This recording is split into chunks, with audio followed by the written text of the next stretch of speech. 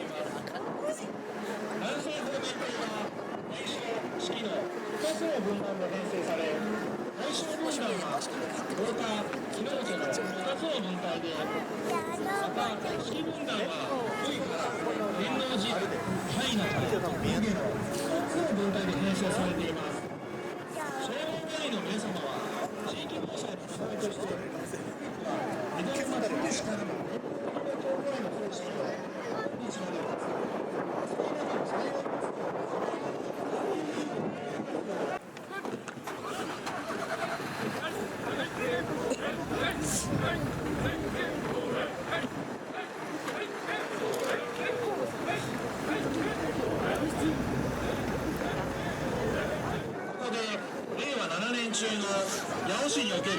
火災および救急外況をお知らせいたします。令和7年中の火災件数は40件で、前年と比べ4件減少しております。これは9日に1件の割合で火災が発生したことになります。一方、火災による死者は2人で、前年と比べ2人増加しております。主な出火原因については、第1位はコンロ、電灯、電話などの配線の各6件で、第3位は電気機器、放火および放火疑いの各3件となっております。また、モバイルバッテリーの火災につきましては2件発生しております。令和7年中の救急出動件数は1万8696件で、前年と比べ270件減少しております。救急搬送人員は1万7208人で、前年と比べ